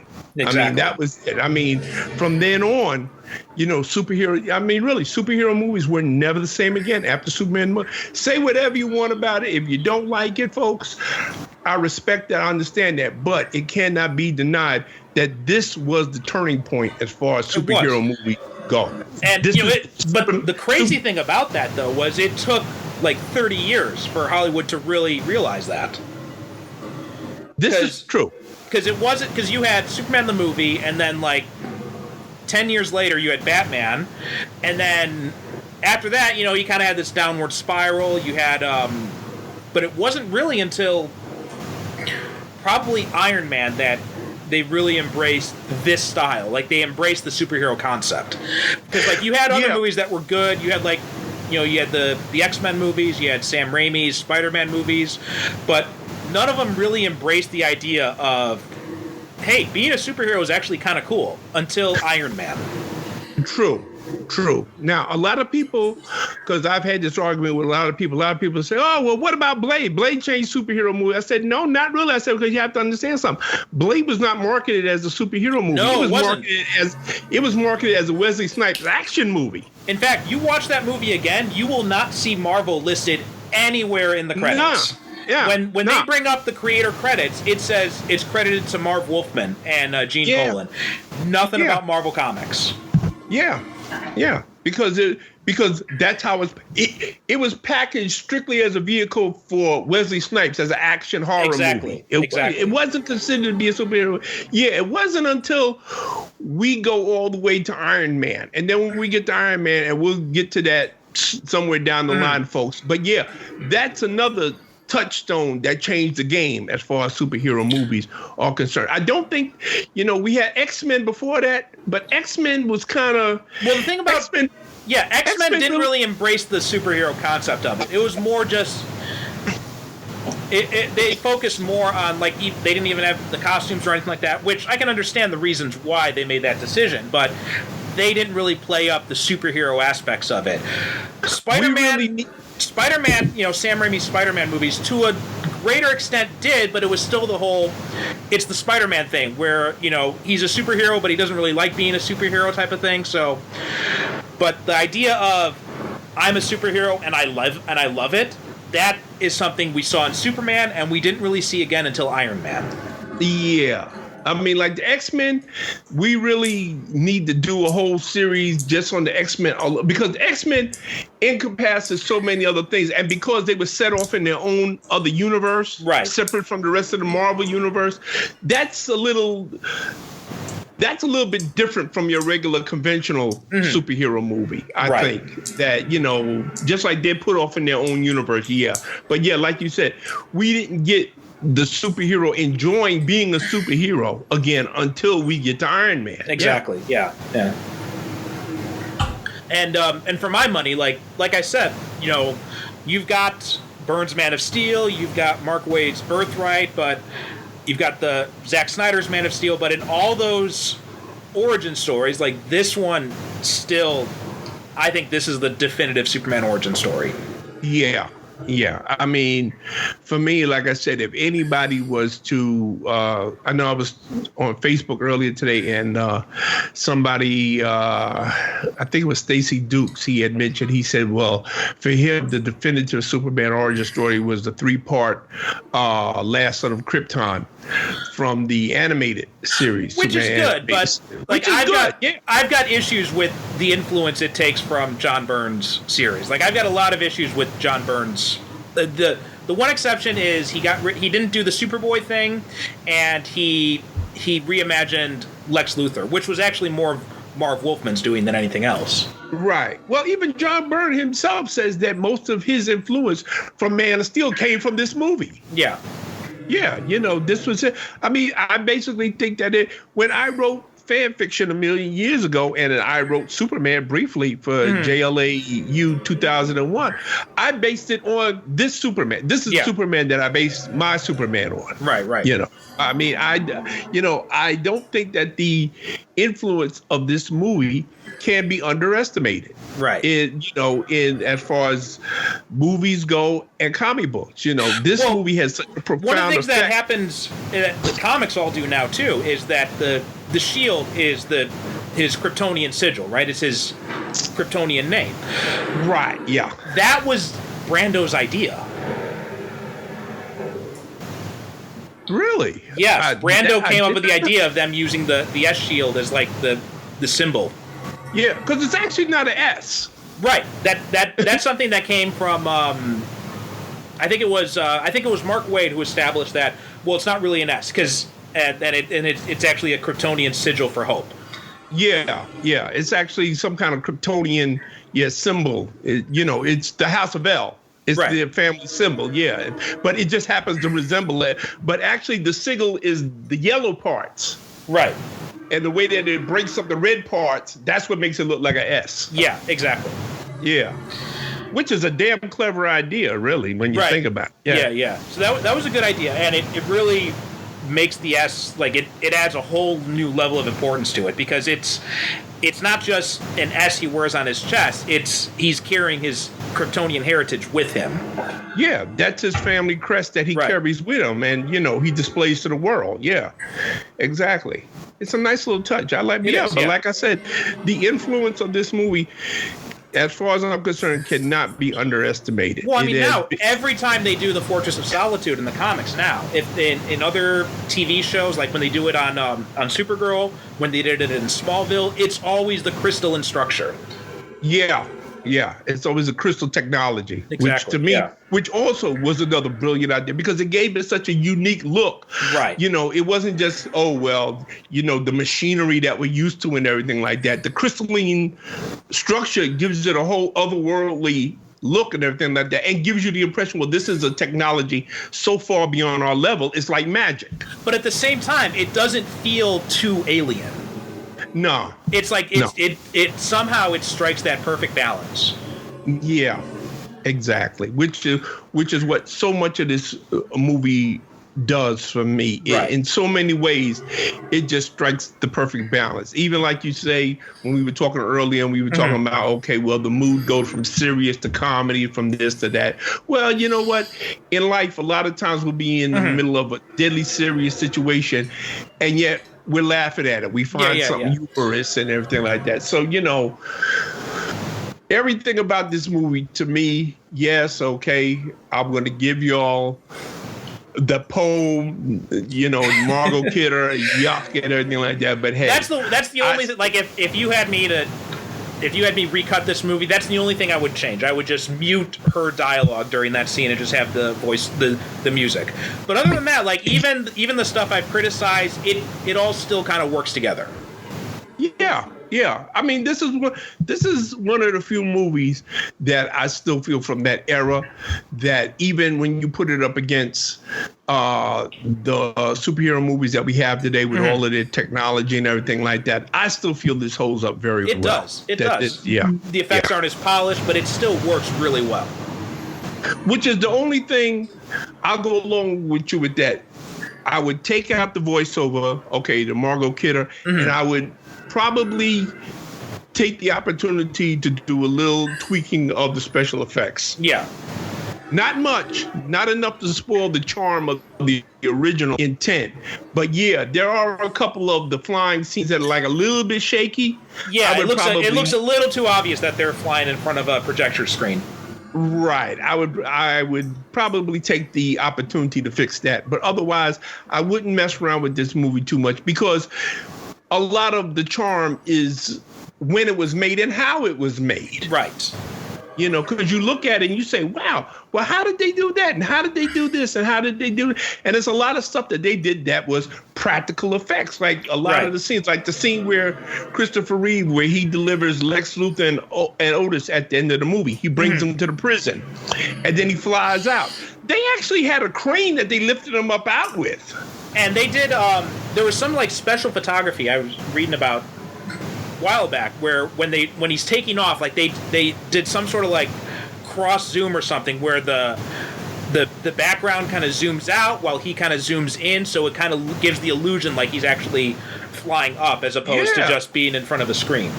Yeah, I mean, there was of course, now they just go into a computer and they do all that stuff. A lot of that stuff they had to figure out how to do. Exactly. You know, because the whole tagline of the movie that they base on, you believe a man can fly. Which I think is what I'm going to call this episode. Okay. I think that's most appropriate. I mean, it's true. Like, you watch that movie and you believe he's Superman. Oh, yeah. 100%. Like I said, this movie, I cannot state it enough that this guy, Christopher Reeve, his legacy is that, he convinced us that there was a Superman. Right. And he was Superman. Yeah. He was. Absolutely. And in his real life, too, like after his accident and everything, like he did so much humanitarian work, right? He was just an amazing human being. Yeah. Yeah. I mean, he suffered a trauma that a lot of us, and listen, I'm not going to lie, that would have broken me. Oh, yeah, but definitely. No, just kept on. It just made him stronger, and he kept on doing whatever he could, and I think that, and he even said it himself, he said that by playing Superman, he thinks that he integrated a lot of the values of Superman into his own life as a human being. Just by playing that guy, and which I think was a marvelous thing, which is, like I said, people talk about they can't relate to Superman. Well, Superman, there's a lot of what Superman is that we should aspire to be. Well, this is the thing that always gets me when, I go on forums and stuff and I see people bitching about superhero movies, and I'm just like superhero movies, that's our modern mythology. I'm not afraid to say that I got my values from Superman. Oh, yeah. Oh, listen. Yeah. I mean, there's a lot of things in my life that I believe in, and a lot of things that I try to demonstrate on a day-to-day basis, just dealing with people, just going through life. And a lot of that, and no, like you, I'm not ashamed to admit it, I got it from superheroes. Exactly, yeah. And you don't have to go out, you don't have to run into a burning building, or you don't have to rescue a cat from a tree, just by being a decent person. Right. You can be a superhero just by being a decent person. You see somebody that's in the street, that needs help, just give them directions. Exactly. Hey, are you lost? Oh, okay. Well, you go down to the corner and make a right. Or, somebody needs, just a sandwich. You see somebody that's in the street that looks like they down and out, buy them a sandwich and give it to them. Right. Don't say much. I think pretty much said everything we need to say about this movie. We've been running our mouth for almost 2 hours. Well, that's how it happens when you and I get together. Yes, this is true. We just go on and on and on. Yeah. Listen, I'll be honest with you. Talking about Superman the movie, I could easily go on for another 2 hours. Really. Oh, I mean, me too. I probably could, yeah. And we'll be able to talk about other Superman movies in the future, so we'll be able to run our mouths off a lot more about this. Because you and me, I'm pretty sure you and me are agreeing, Superman's our favorite character. Oh, yeah. Yeah. I mean, when my top 5 superheroes is Superman, Thor, the Black Panther, the Hulk, and who else? Well, that's 4. Who else? Batman? No, not Batman. But yeah, Superman, he's in my top 5. Yeah. He's definitely. I think I'd probably put him as number 1 with a bullet for me. Yeah. But so one of the things we're planning on doing with this show is alternating our picks for what movie we're going to talk about. So I did Superman the movie for this one, and that means it's your turn to pick the movie for the next episode. And okay, so we did Superman this one, which is only right and fair that the first episode we do Superman. And I thought that for the second one, well, if you're going to do Superman, who are you going to do next? Well, obviously Batman. Mm-hmm. So the next time that you folks listen to us, Perry and I will be discussing the 1989, directed by Tim Burton, starring Michael Keaton and Jack Nicholson and Kim Basinger, Batman. Sounds good to me. And but with the time we're recording this, I haven't actually set up the website yet, but by the time I get the episode edited and everything, we'll have some post-credit reel where you'll hear where to find the episode. But is there anything you want to promote in the meantime, Derrick?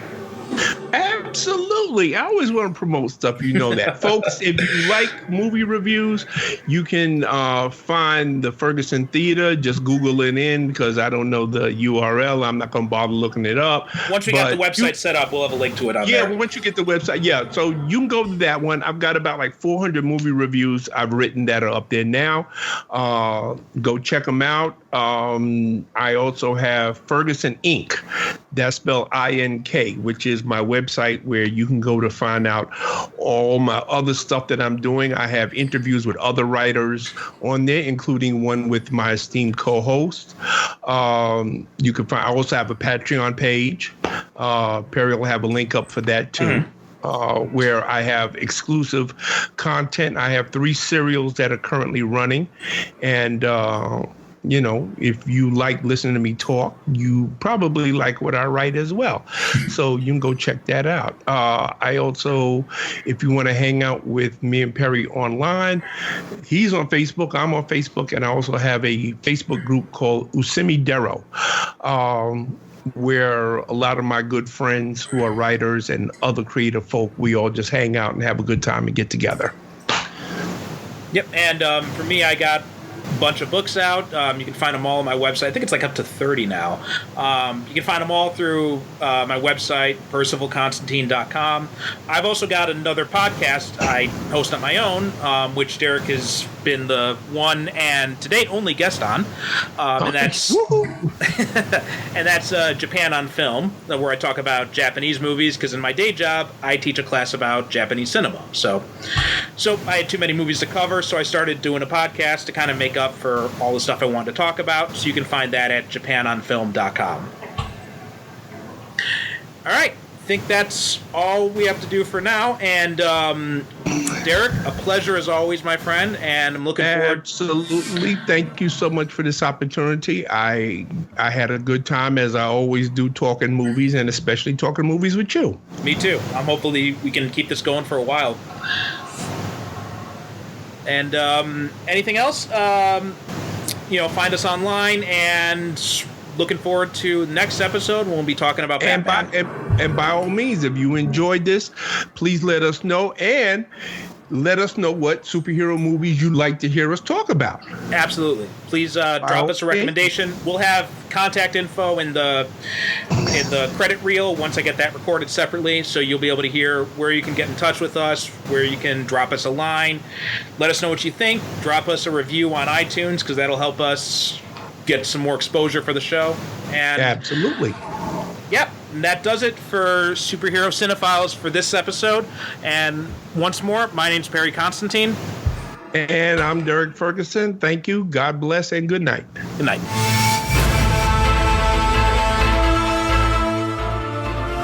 Thanks for listening to the Superhero Cinephiles podcast.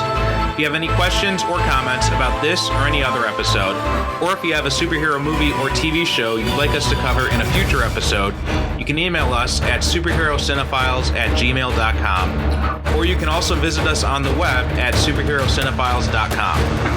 If you like what you hear, leave us a review wherever you get your podcasts. Each review helps us reach more potential listeners. You can also support the show by renting or purchasing the movies discussed, or by picking up our books, all of which can be accessed through the website, as well as find links to our social media presences. The theme music for this show is a shortened version of Superhero Showdown, a royalty-free piece of music courtesy of BesleonStudios.com.